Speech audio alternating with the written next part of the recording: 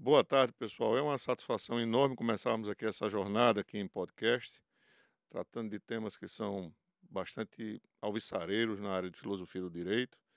Temos hoje a satisfação de começarmos essa empreitada com a presença do nosso primeiro convidado, interlocutor, o professor André Maciel, professor da Universidade Federal de Campina Grande, doutor em Direito pela Universidade Federal de Pernambuco, mestre em Direito aqui pela nossa UFRN, no nosso PPGD, e um amigo pessoal que poderá e certamente fará uma grande participação aqui conosco. O nosso tema inicial envolve a relação entre direito, democracia e jurisdição em Jürgen Habermas, um autor do pós-positivismo jurídico, enciclopedista, da filosofia, da teoria social, representante da segunda geração de Frankfurt, herdeiro do legado deixado por Adorno, Horkheimer, enfim, um autor que nos é bastante caro em relação às imersões na pesquisa em pós-graduação na área de filosofia do direito. E já passo a palavra aqui para o nosso convidado, para que ele dê assim, o seu ar da graça, né?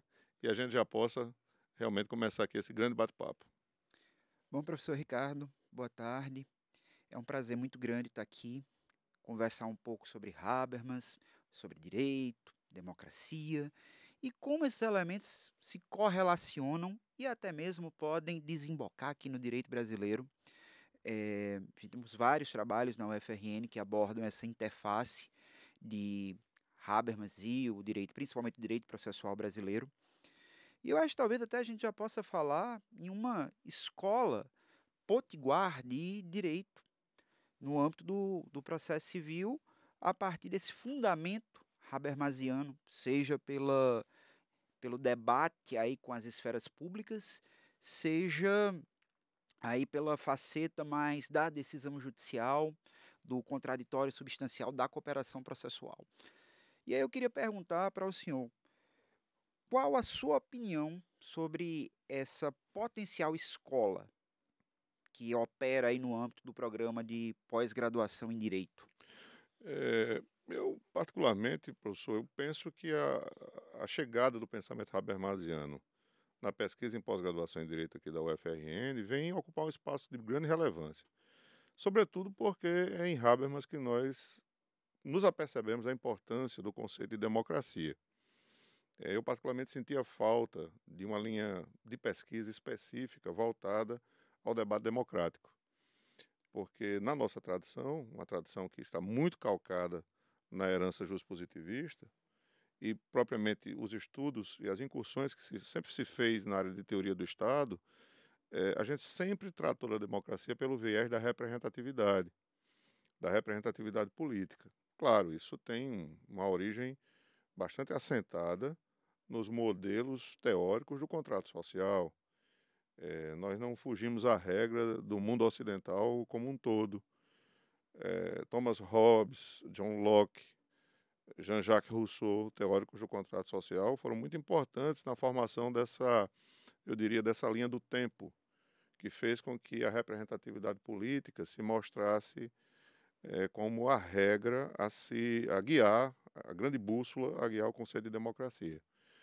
Então, Habermas vem com o novo, né, nesse sentido, quer dizer, ele compreende que a representatividade política, ainda que subsista sempre, dada a necessidade de se ter representantes que façam a canalização da vontade popular, sobretudo nos projetos de lei que tramitam nas casas legislativas, ele compreende que esse conceito ele é insuficiente e ele instaura um modelo democrático, como é do nosso conhecimento, que ele denominou de democracia deliberativa, que nada mais é, assim, buscando, claro, simplificar um pouco essa percepção, um modelo em que, ainda que o representante tenha um papel relevante na consecução prática das pautas políticas, ele, a bem da verdade, é um partícipe do discurso público, do discurso político, que se faz presente nas esferas públicas formadoras da opinião e da vontade. Esferas essas que não surgem pela mobilização de interesses estratégicos de certos segmentos sociais. Não, muito ao contrário. Elas surgem da espontaneidade das relações interpessoais, que se estabelecem num novo conceito, que também surge nesse cenário, que Habermas importa de Alfred Schultz, de Reichenbach, que é o conceito de mundo da vida, né, em alemão Lebenswelt. A ideia de que as esferas públicas elas surgem da espontaneidade desse estoque cultural que está inserido no mundo da vida. E o que são elas? São, como ele próprio disse, formadoras de opinião, formadoras de um pensamento que canaliza os interesses mais legítimos da cidadania.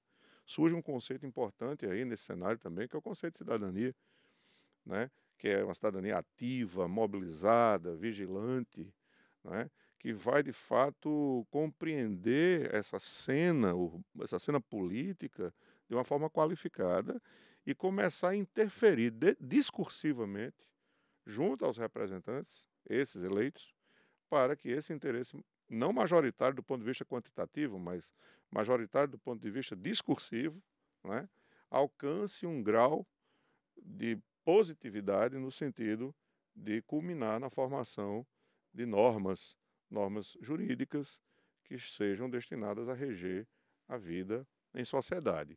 Então, a democracia deliberativa é uma democracia pensada na perspectiva da divisão de trabalho, eu gostaria de dizer assim, né? Há sempre uma ideia de cooperação em que o cidadão comum ele se sente um protagonista dessa cena, né? Ele sai da figura secundarizada, Ele é um coautor, né, como chama ele é um Habermas. coautor, né? Ele sai daquela percepção da menoridade, né? Da menoridade que se viu, por exemplo, a Kant para estudar exatamente o sentido da maioridade enquanto expressão da racionalidade teórica e da racionalidade prática, sobretudo a racionalidade prática, e ele passa a assumir um papel realmente relevante para que o interesse coletivo, o interesse público, se mostre presente no debate que se instaura nas instituições destinadas à construção do direito democrático. Tanto que Habermas chama de princípio da autolegislação. Não é à toa que ele fala do princípio da autolegislação. Quer dizer, a cidadania ela se auto-regendo do ponto de vista normativo, a partir de um direito que nasce dessa espontaneidade, né, calcada nessa natural e espontânea realização do discurso público. É um autor, né, o Habermas, é o autor da segunda geração de Frankfurt, né? Quer dizer, é um autor que vai compreender, ele vai revisitar o pensamento marxista, ele vai estabelecer novas balizas para o surgimento de uma sociedade que se liberta daquele paradigma das relações de capital e trabalho e vai compreender que esse sujeito não é apenas aquele sujeito que produz para ser reconhecido, mas é aquele que participa para ser percebido num sentido ativo, né? Quer dizer, alguém que de fato denota uma potência, que ele vai chamar de autonomia. Autonomia pública, assim como também uma autonomia privada. Habermas vai compreender que cada cidadão que se insere nesse conceito de esfera pública é alguém dotado de autonomia privada e de autonomia De pública. autonomia política também. E em função dessa co-originalidade entre autonomia privada e pública, surge a autonomia política. É até interessante porque nesse ponto ele se conecta muito com Peter Herblich.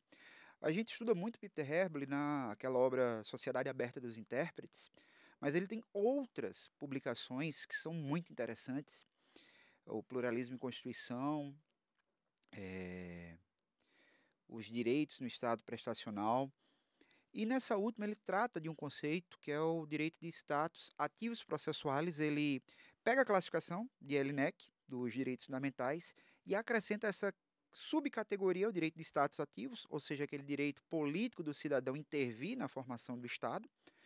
E ele vai dizer o seguinte, olha, isso daqui é um direito de participação do cidadão nos processos deliberativos e de formação de opinião do Estado, que depois esse conceito é resgatado novamente lá na hermenêutica constitucional dele. Então, Na essa sociedade aberta, sociedade aberta. Então, essa autonomia política do cidadão, que é verificada também na origem comum da autonomia privada e da autonomia pública, já que elas têm um nível de origem linguístico comum, é o que vai possibilitar essa figura do sujeito ser um coautor do direito.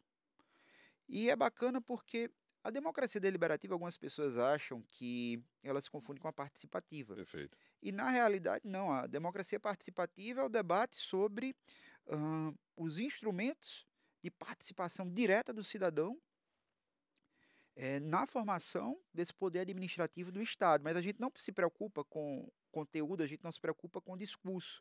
Instrumentos como plebiscito, referendo, a própria ação popular, que entra na ideia também de cidadania A vigilante. ideia da democracia participativa passa muito ao largo desse sentido deliberativo próprio, assim, de que o discurso é capaz de canalizar expectativas comportamentais que, de forma performática, tentando explicar o que é o performático que eu estou dizendo, quer dizer, que tem a capacidade, a potência de afetar o comportamento do outro. Quando a gente fala de democracia deliberativa, se você concorda comigo, eu não sei, a gente fala de um modelo em que todos os partícipes eles estão imbuídos de determinadas pretensões de validade discursiva que tem um compromisso com um conceito que é sublime em Habermas, que é o da ética do discurso. Quer dizer, eu devo me mover no mundo, juntamente com você, visando a construção de consensos que tem a ética como base. Por isso que a gente tem um compromisso de falar a verdade um com o outro, de falar de forma compreensível, né? Inteligibilidade, Os pressupostos da os situação ideal de fala. pressupostos da situação, que ele chama de situação ideal de fala, né? Claro, quando se fala de democracia participativa, não se pensa nisso. Se pensa, como você disse muito bem, na instrumentalização Instrumentalização jurídica. jurídica, né? Pensar em determinados meios de participação popular, de escuta pública, que às vezes terminam sendo, né, meramente expressões numéricas, como você citou bem no exemplo da democracia plebiscitária. Fazer a consulta pública em termos de sim ou não, né? Aquele Sim ou binarismo. não, mas não o porquê do sim nem o porquê Ah, do não. isso, Até porque muitas vezes o que hoje é sim por um fundamento que, sendo modificada a circunstância, esse sim poderia virar um não. claro. Tanto que Habermas usa esse mesmo raciocínio para discutir a mobilidade que há entre minorias e maiorias, que é própria da discussão democrático-deliberativa. Quer dizer, a democracia deliberativa tem um compromisso tão forte, né, tão efetivamente denso com o debate, com a argumentação, com o discurso, que o conceito de maioria e o conceito de minoria é absolutamente provisório. Sempre. Quem é minoria hoje não necessariamente será amanhã. Quer dizer, as pautas que são colocadas à mesa para o debate, né, elas são tão abertas, não existe circunscrição temática, muito ao contrário, toda contribuição é bem-vinda, que a canalização desses argumentos poderá levar aquele pensamento que hoje é minoritário a se A se tornar converter majoritário. num, num pensamento majoritário. E é curioso que, de certa maneira, a gente vê essa dinâmica na jurisdição constitucional, por exemplo. O STF, com suas mudanças de entendimento em algumas temáticas, então mudam certas circunstâncias que estão atreladas ao próprio mundo da vida e à repercussão jurídica de certos institutos. Então, o que antes era constitucional se torna inconstitucional na segunda avaliação. Então, a gente pega um exemplo muito bom disso, a prisão em segunda instância. Isso. E o STF tinha um posicionamento inicial, autorizando, e depois foi modificado. Exatamente pela percepção, aí entra até a questão do argumento pragmático, até a percepção do impacto que aquilo ali É. estava gerando. O menos avisado, né, pode até imaginar assim, bom, mas essa vertente teórica então não nos confere nenhum tipo de visão de estabilidade ou de segurança. Porque hoje virou meio que jargão comum, né, falar-se da segurança jurídica. Então, pensar numa democracia deliberativa que admite essa abertura discursiva, a inserção de argumentos, como eu disse há pouco, não circunscritos, e, portanto, a mudança de posições entre maiorias e minorias a ponto até de chegar no campo da atividade jurisdicional, como você muito bem lembrou, poderia nos levar a um estado de insegurança. Mas aí vem uma pergunta para nós dois, né, para nos motivar. E que tipo de segurança nós queremos? uma segurança que torna o pensamento estagnado, engessado, incapaz de se tornar permeável aos novos direitos, às novas contribuições.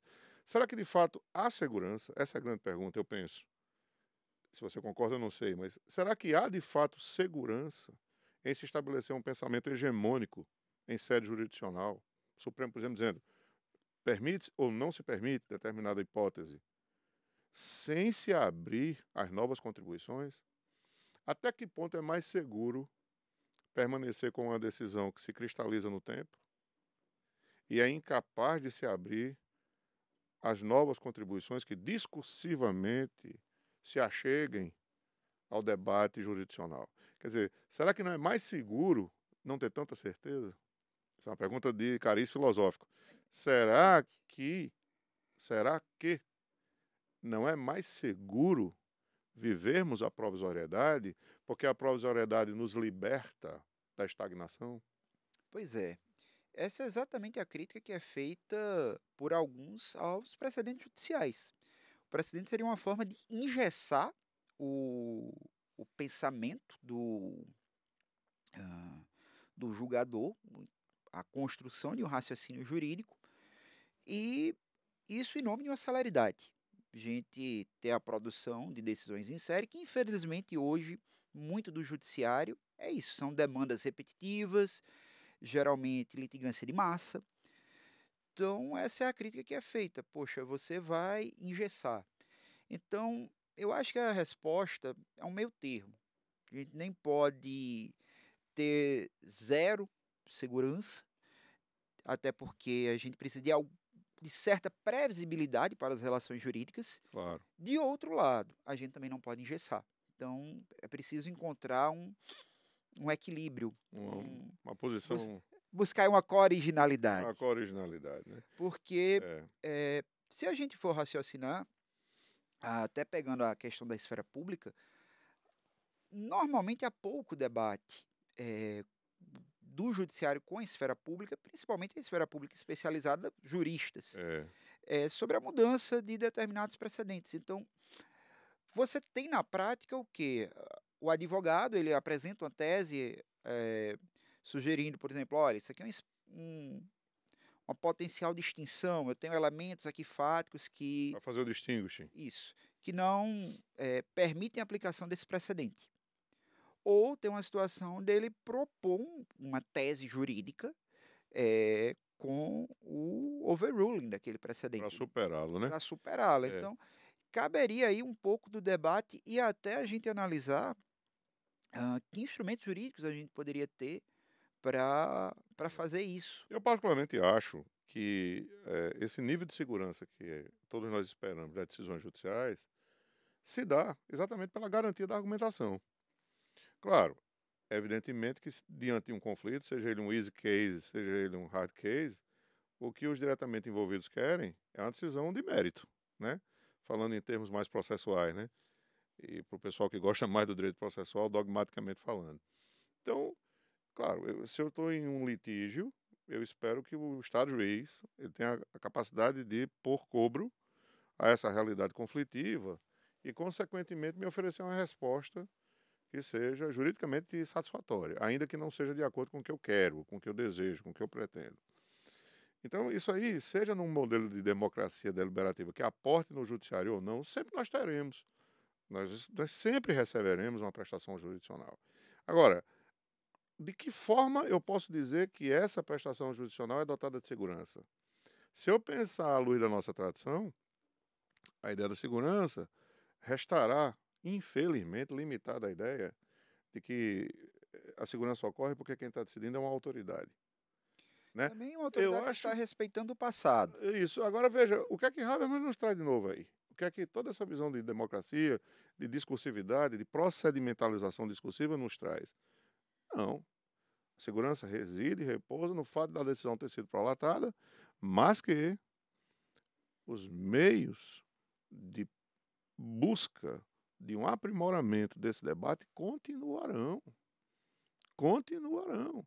Então, eu tenho a segurança da resposta imediata, mas tenho uma outra segurança. A segurança de que esse discurso, esse debate, continuará, novas contribuições surgirão.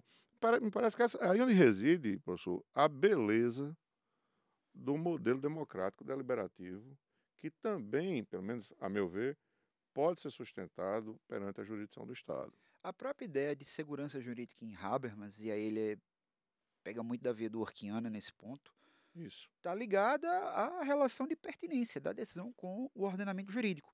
E Está em Dworkin, associada à ideia de consistência. isso, coerência, consistência, coesão e integridade.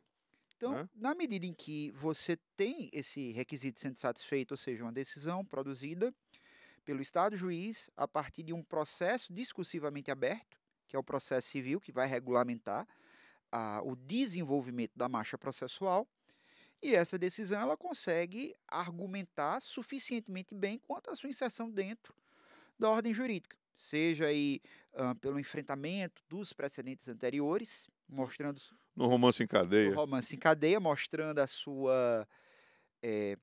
o seu novo entendimento, ou seja, para mostrar que não, aquela decisão ali ela está alinhada com aqueles precedentes. E é isso uma superação daquele modelo clássico que não só se vale da autoridade, daquele intérprete oficial, Do legislador racional e do juiz que simplesmente concebe a sua decisão como uma norma que decorre da norma legislada, né? Como os processualistas clássicos que Ovenda, Carneluti, etc.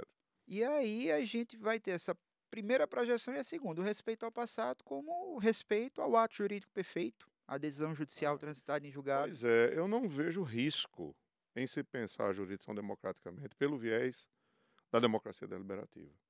E você lembrou bem, Habermas, no Direito e Democracia, que é o livro da filosofia habermasiana que se aplica ao Pose, direito, faticidade e validade. faticidade e validade, né? Que entre nós agora mais recentemente foi traduzido pela Unesp, tem uma grande tradução nesse sentido. Habermas usa o pensamento do Orquiano para, como salvaguarda, eu penso eu, como salvaguarda. Quer dizer, em que sentido?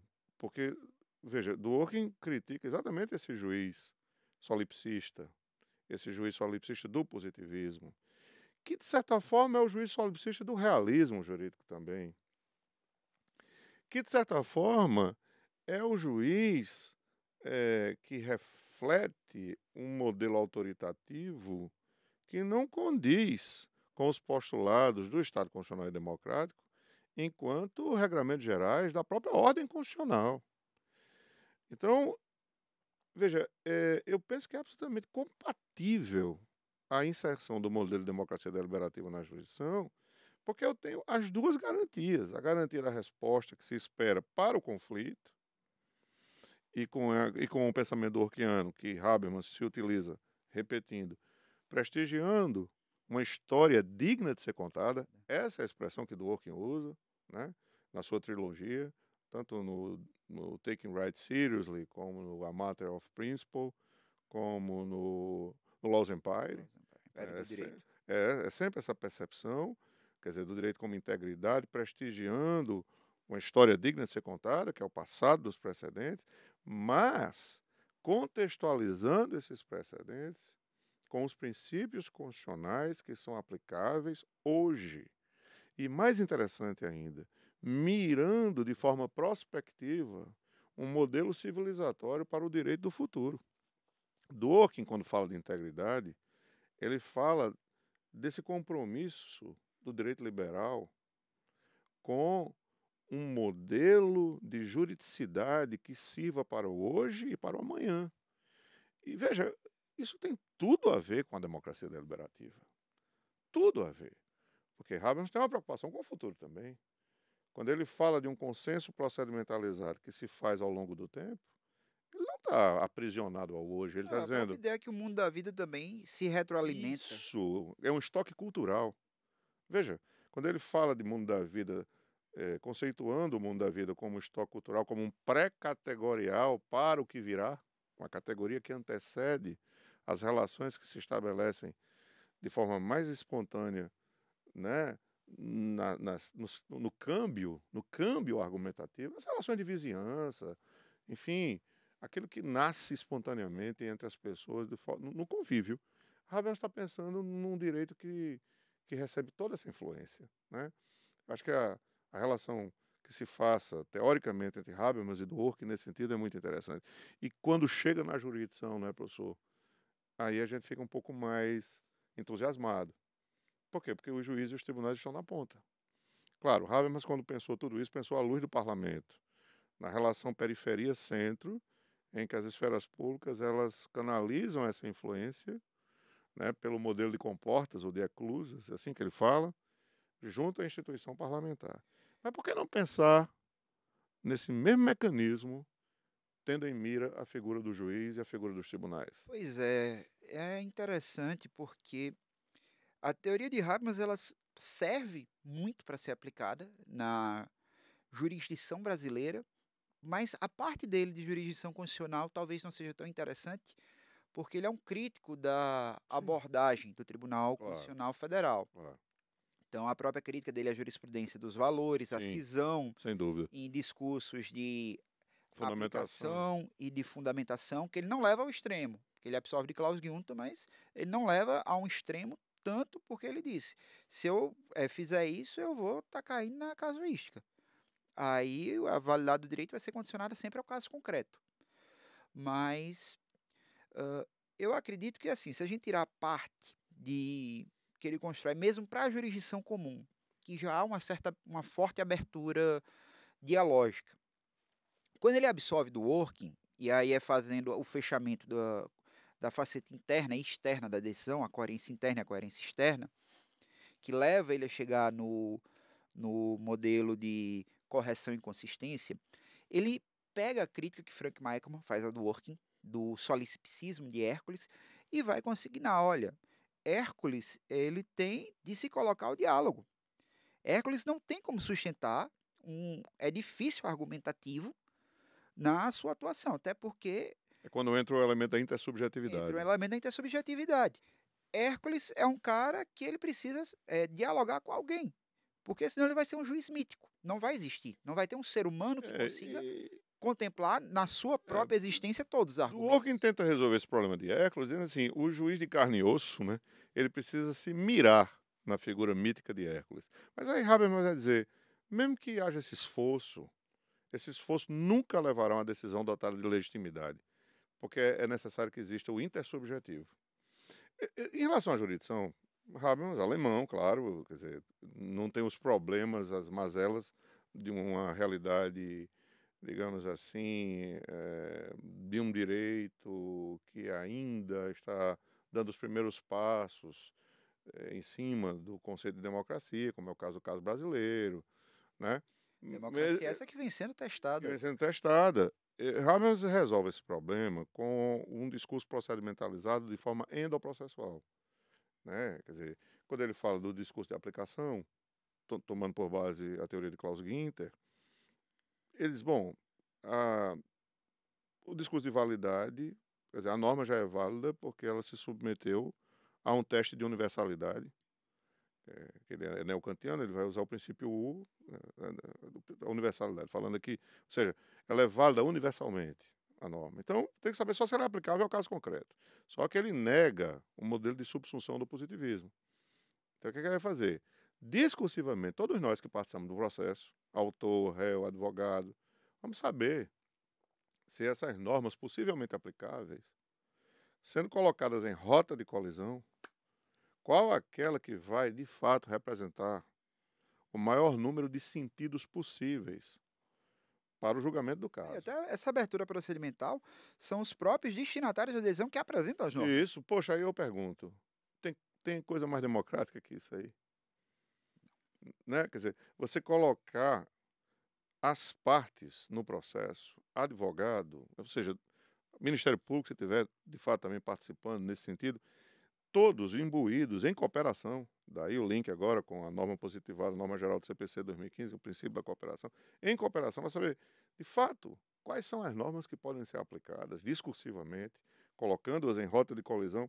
Eu estou falando, claro, o pressuposto aqui é hard case. Ninguém está falando aqui de Tício versus Mévio. Não. Ninguém está falando aqui daquilo que a gente já sabe, de qual é salteado, que a norma a aplicar é aquela do Código Civil, do Código Penal, do Código Consumidor. Ninguém está falando isso. Ele está falando daquelas situações em que, de fato, pende dúvida em relação à normatividade. Sabe-se que todas as normas são válidas, mas não se sabe qual aplicar. Então, veja, Habermas pensa no modelo discursivo para a jurisdição, sim. Pergunta-se, isso resolve todos os problemas? Não, você lembrou bem, em sede de jurisdição constitucional ele é extremamente reservado. Reservado. Ele é reservado, claro, ele não concorda, por exemplo, que se aplique modulação de efeito, porque o que é válido é válido. Conforme Conforme a Constituição. Constituição. Ele tem inúmeras restrições a essa possibilidade do Tribunal Constitucional ser mais progressista, vamos chamar assim, ser mais vanguardista, vamos dizer assim, em relação à aplicação dessas técnicas de interpretação e de aplicação. Entretanto, por exemplo, em casos que são muito comuns no direito brasileiro, em que... Só um adendo, Pois não. professor, no direito brasileiro a gente tem um problema que muito da judicialização da política ocorre pela opção do legislador não legislar certas matérias, Pois é. porque elas podem ter um impacto político negativo. Aí nós ficamos diante do quê? De anomias, de situações de ausência de De omissão normatividade. inconstitucional.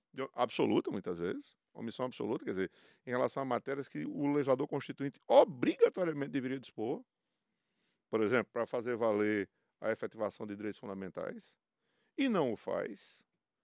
E aí, como é que fica a posição da jurisdição? Vivemos no non-liquid, precisamos julgar.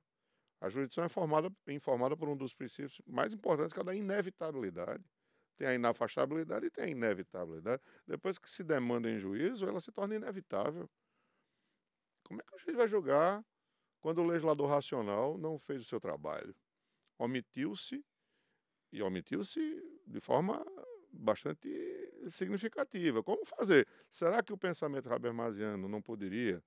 Nós não poderíamos pensar em a partir de Habermas, mas também num para além dele, imaginando que aí a jurisdição poderia ser, sim, receptora de uma grande contribuição pública, de um grande debate público, sendo partícipe ativa de um grande debate público para suprir essas omissões legislativas, propositais ou não, Dolosas ou não, deixadas pelo legislador brasileiro. Professor, primeiro ponto, vamos passar rapidamente por Habermas para vir para cá. Eu tenho uma certa curiosidade, fico às vezes pensando, o que é que Habermas teria desenvolvido se ele continuasse nessa interface de direito e filosofia, na filosofia do direito. Porque muito do que ele escreve em Faticidade e Validade é pensando na nova República Alemã que vai surgir. Um modelo pós-convencional. Dentro ali de um equilíbrio da tensão entre passado e futuro. Isso. Só que, na medida em que a União Europeia começa a se desenvolver e a ganhar corpo, e o interesse dele muda, tanto que...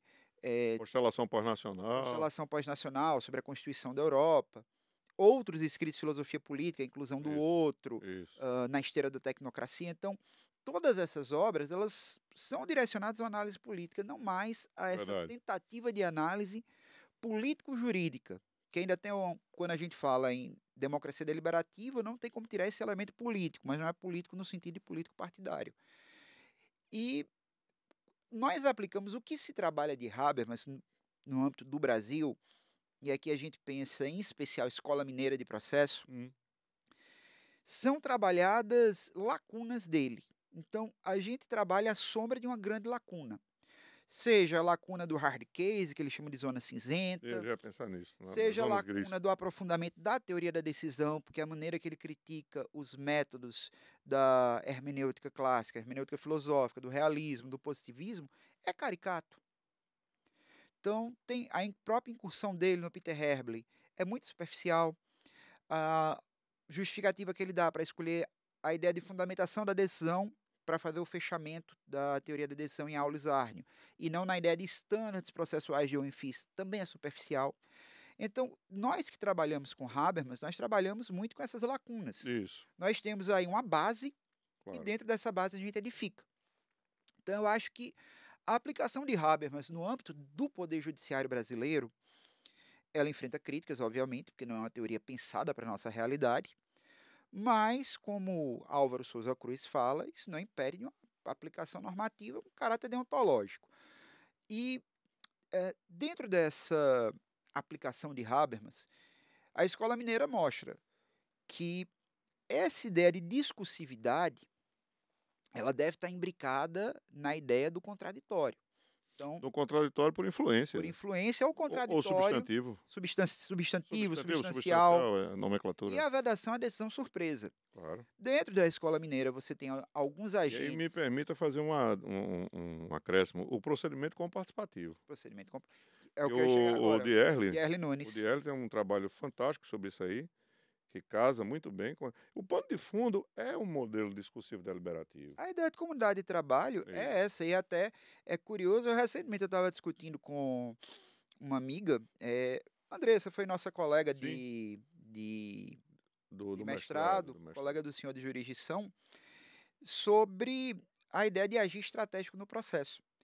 E as pessoas pensam que essa aplicação habermasiana ela vai gerar uma eticização, ela vai gerar uma sobrecarga, e aí a gente vai ter um paternalismo do judiciário Né? obrigando as partes a agir Eu sou comunicativamente. refratário em relação a essa ideia, porque me parece o seguinte: de uma vez por todas, é preciso que a gente comece a alçar uma condição de maturidade em relação ao que significa estratégia defensiva e agir estratégico como modelo completamente incompatível com a possibilidade de se ter um projeto de emancipação cidadã, né?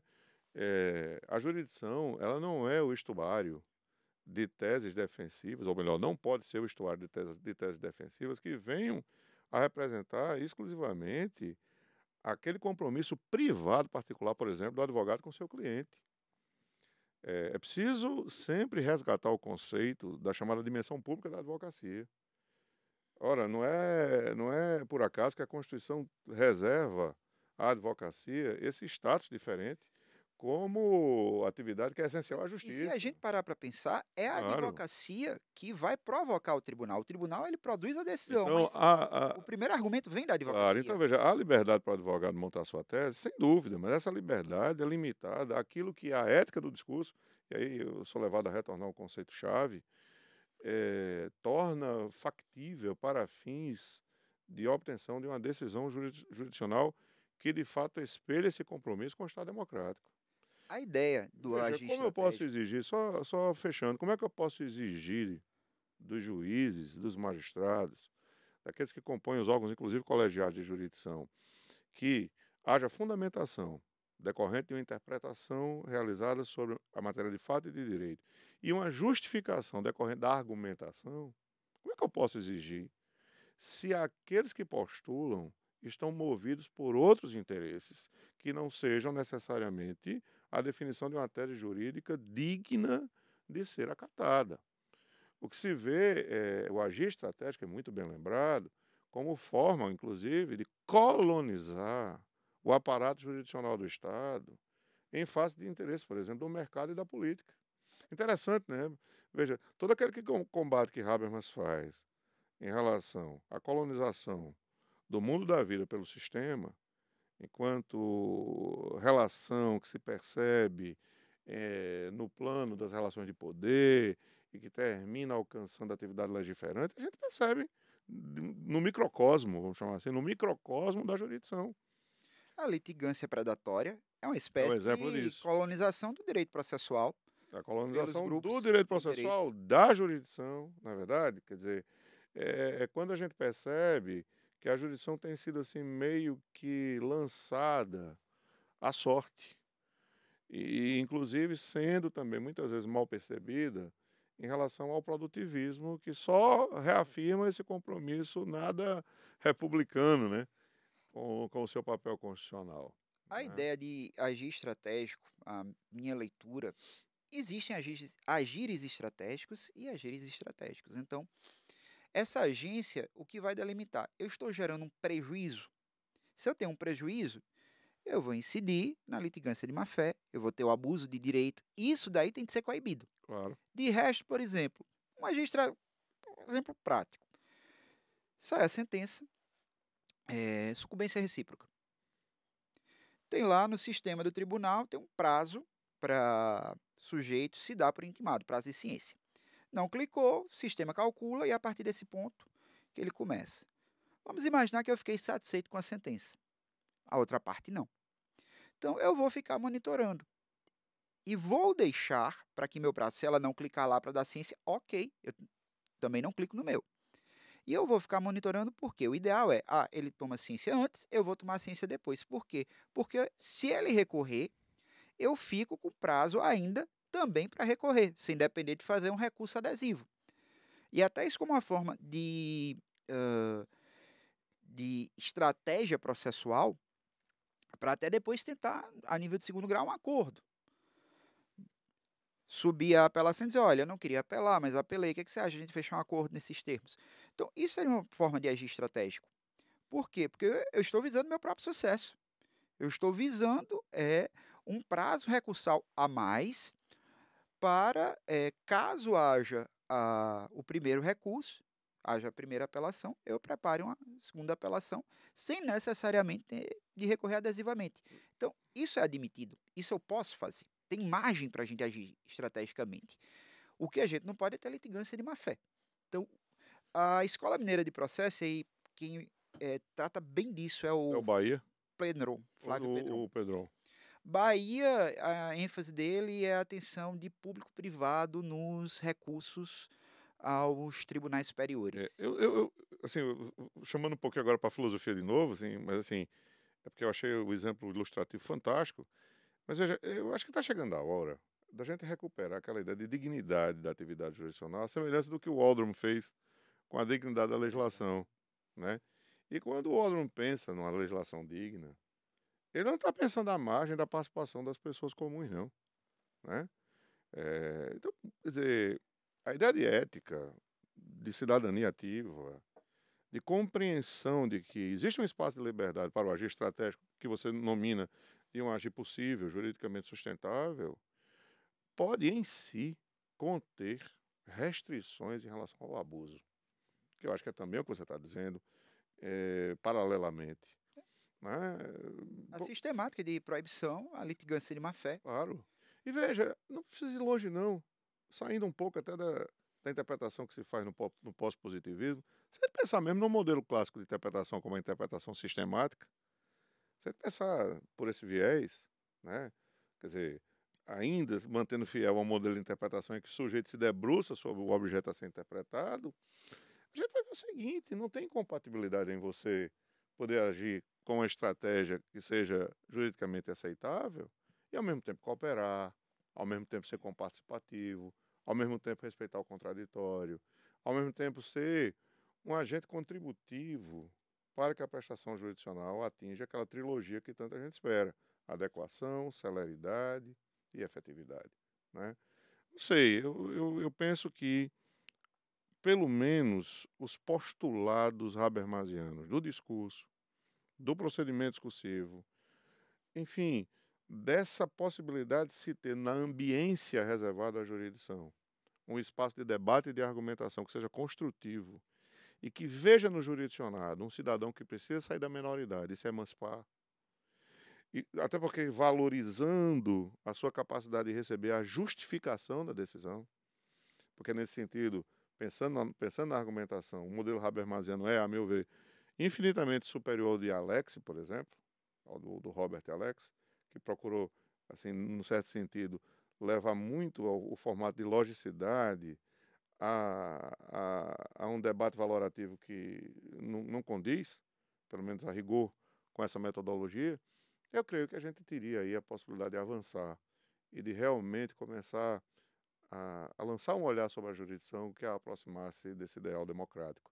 Um ideal, assim, tentando ser um pouco mais didático, né, porque a gente conversou de uma forma muito aberta, mas assim, respeitando muito aqueles que estão a nos ouvir, uma democracia realmente comprometida com um sentido de simetria das posições postas em jogo, de inteligibilidade e compreensão, de participação no sentido de não limitar as possibilidades da competência da fala e da audição na predição do Noam Chomsky. Quer dizer, ter realmente a linguagem como algo que flui, como aqui. A gente está aqui se respeitando um ao outro, ouvindo e tentando pensar do outro o que há de melhor, né? E com isso, dialeticamente, devolver com alguma contribuição, né? Exatamente nessa percepção de que um só não constrói nada. Então, simetria, possibilidades de fala e de audição que sejam de fato tratadas desse mesmo nível apofântico, discursivo, com igualdade, com isonomia, inteligibilidade, ética marcada pelos conceitos de verdade, sinceridade, retitude, tendo o juiz aí, né, como o grande coordenador. O grande coordenador. A ideia de comunidade de trabalho Comunidade de processual. trabalho processual, né? A gente Artigo aí, você 6º do lembrou bem, CPC. a escola baiana se soma a escola mineira, desculpa, a escola mineira se soma a esse Não, propósito. mas a escola E a baiana escola baiana também, né? também. Também. Fred tem Fred uma Dias. contribuição Claro, grande. claro, Se eu não me engano, a tese pós-doutoral dele é sobre cooperação processual. claro, Ele foi estudar em Portugal. claro.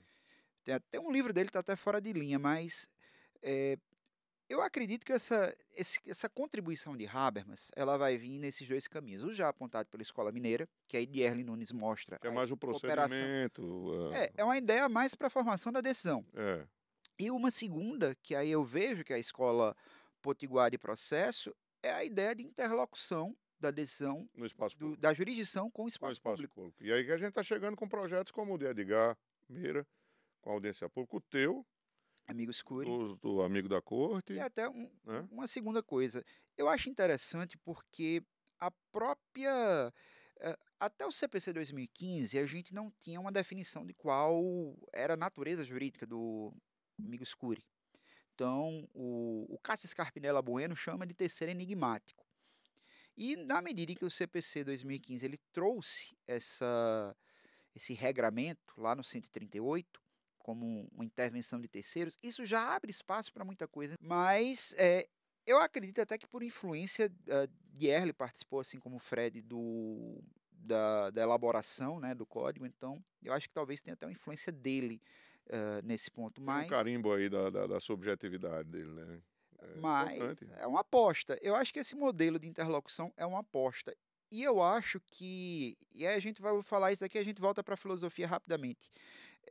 Eu acho que hoje o grande desafio da jurisdição não são os instrumentos de abertura para diálogo da sociedade. Mas talvez a Pode. linguagem. Não, é outro. A gente tem.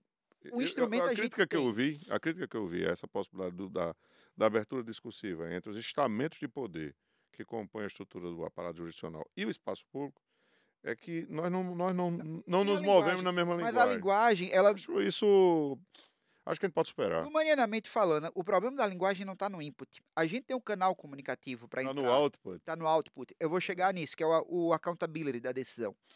É, então, a gente tem um canal comunicativo para entrar. Qual é o primeiro entrave que a gente encontra? O modelo de decisão, que é até o trabalho de Diego Alves.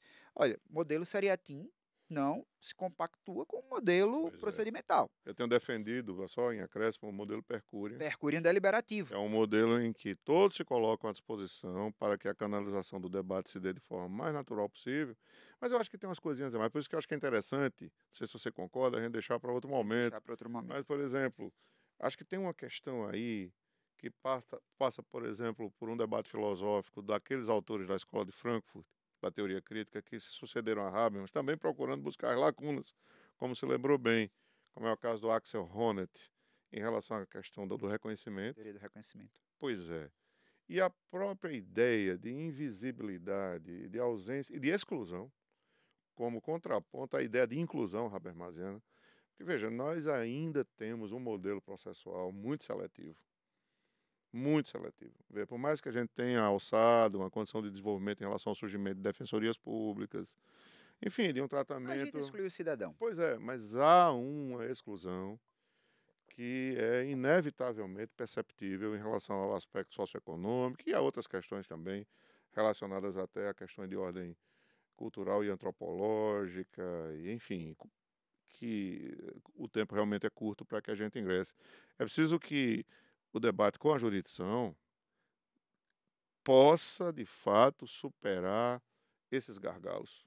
Ah, Eu acho que a gente vai poder ter grandes Só para finalizar a linha de raciocínio incrementos que eu para estava. isso. O segundo desafio vai ser esse: convencer a sociedade da decisão, Então, mas uma que aí passa sociedade pela que para ser linguagem. convencida precisa de linguagem e precisa, de fato, perceber-se, perceber-se no plano daquilo que se qualifica como humanamente viável em sede de jurisdição. Que os juízes e os tribunais vejam essa cidadania como potencialmente capaz de ser contributiva na formação É porque da são eles argumentação os jurídica. destinatários da decisão. Né? Quer dizer, se eu não tenho uma magistratura, e eu digo isso no sentido de diagnóstico, não de crítica, mas de diagnóstico, se eu não tenho uma magistratura que seja capaz de realmente de perceber o jurisdicionado, não só como destinatário ele é, claro, você disse muito bem, mas como um sujeito ativo na formação da argumentação que servirá à construção plurissubjetiva da decisão judicial, uma decisão que de fato represente a polifonia, né? Várias vozes se sucedendo num único brado voltado ao julgamento dotado de justiça. Dificilmente a gente teria condições de implantar. Mas se a magistratura de fato vai se mostrando capaz de compreender esse fenômeno como algo absolutamente natural, né, na construção legítima. Por isso que eu acho que a palavra de toque é legitimidade, né? Mas como eu digo, é muita coisa. Acho que hoje valeu muito a pena a gente falar sobre democracia deliberativa, dizer que isso, embora tenha sido pensado na visão habermasiana em sede de parlamento, tem muita coisa a se discutir, seja pela via instrumental, como a Escola Mineira, seja pela via da interlocução, como o que você já nomina, e eu fico muito feliz naquilo que seria uma escola potiguar, do pensamento habermasiano em face da jurisdição. Acho que a gente cumpriu a nossa missão por aqui. Cumprimos. E é uma alegria termos esse início de um debate muito profícuo que relaciona direito e filosofia com o melhor dos propósitos. Muito obrigado a todos. Obrigado, professor Ricardo, pelo convite. Obrigado a todos que estão nos acompanhando. Bom, com o encerramento desse primeiro grande bate-papo, já fica a promessa para um novo encontro em que a gente vai aqui, mais uma vez, discutir outros temas envolvendo o pensamento de Jürgen Habermas. Quais são os temas? Conceitos introdutórios da teoria de Habermas, amigos curi e audiências públicas. Muito obrigado por assistir até aqui. Até a próxima.